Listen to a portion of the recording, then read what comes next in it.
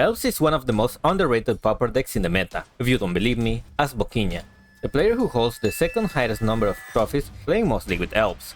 But what makes the deck so special? The heart of it is the mana dork, and our Elves and Elvish Mystic are essentially ramping up your resources, and Priest of Titania can tap for ridiculous amounts of mana when unanswered, allowing you to cast multiple spells in a single turn and flood the board. Cards like Quirion Ranger and Timberwatch Elf can create massive creatures combos, and to never run out of steam, you can run Winning Way, Lead Stampede, and Distant Melody as a way to help you refill your hand and keep the momentum going. Finally, sideboard cards like Hydrovast, Scattershot Archer, and Masked Vandal can disrupt your opponent's strategy, giving you an edge and winning difficult matches. In a nutshell, this is Pauper Elves, and despite having no prior experience with it, I'm excited to give it a shot in a league and see how it performs.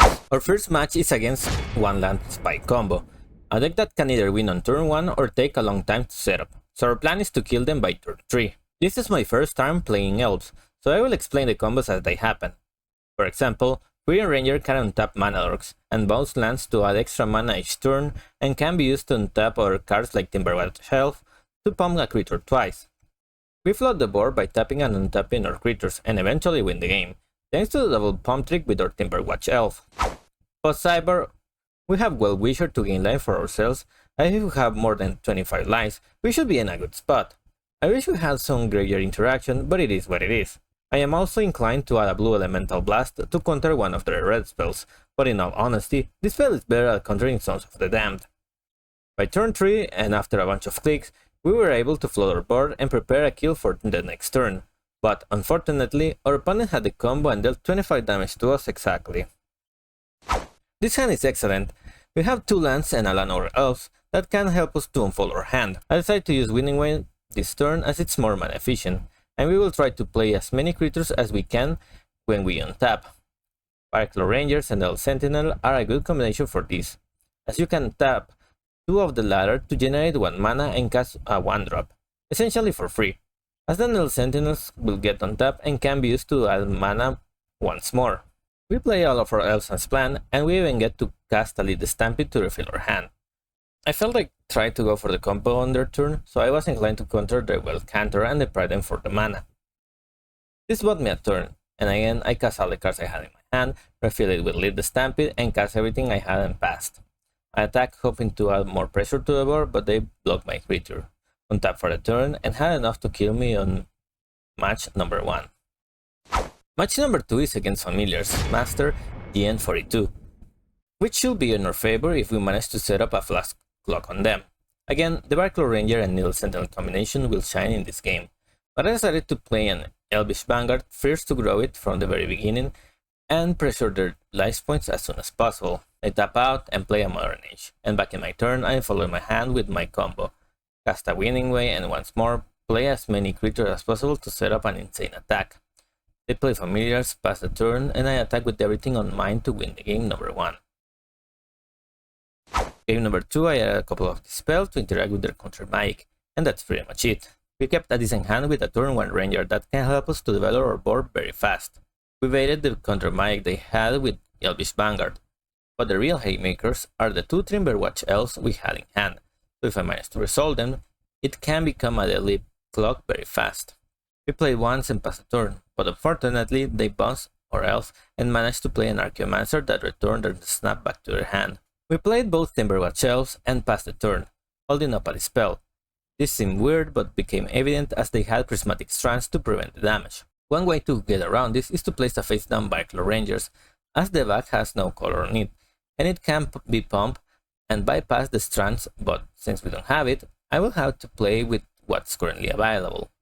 In the meantime, they enjoy bouncing my Timberwatch Elf and adding another blocker to the field that can flashback the Prismatic Strands.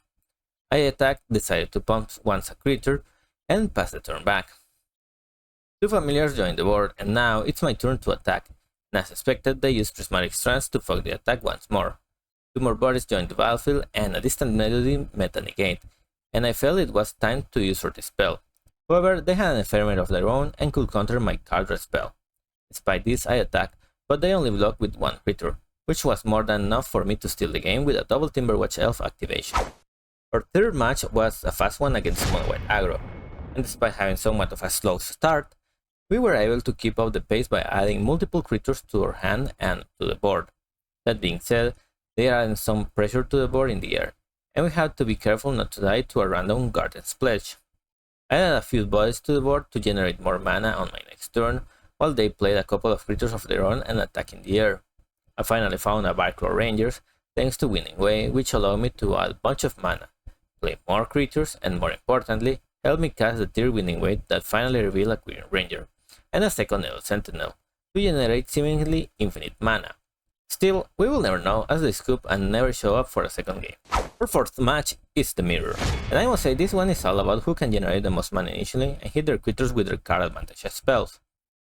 Luckily for us, we had already 2 on hand, and it's just a matter of adding enough mana to cast them back to back. One thing that is important to notice is that our elves overlap, meaning that both Priest of Titania and Elvish Vanguard benefit from opposing elves being on the battlefield, and the same goes for Timberwatch Elf. I tried my best to flood the board and dealt some damage to them, and I like my chances overall, as by the end of their turn, I had 5 cards to my opponent 1 card in hand. But that doesn't mean much with cards like Winning Way that can easily fetch more creatures. Now it becomes problematic as they reveal the Timberwatch Elf, but more importantly, I forgot to untap my elf and block and gave up game number 1. Game number 2, we just had a couple of well-wishers that can gain life for each elf in the battlefield, including the ones on my opponent. This hand is great, as we had a Mana Dork and a Queen Ranger to unfold our creatures faster. Essence Warden, on the other side, is more annoying than good, so we will take advantage of the Temple Elves to flood the board as much as we can. They play a Priest of Titania and scoop after I played a Winning Way. Pretty weird, but I will take the win. In the last game, we kept a powerful hand as we could play a big distant Melody, possibly by turn 3. By turn 2, I had already set up some of my best creatures, and while they play a fearsome Timberwatch Elf, I could diminish its potential damage if I put enough bodies in the field. I played all the elf cards I had in my hand and cast a distant Melody. That allowed me to draw 7 more cards.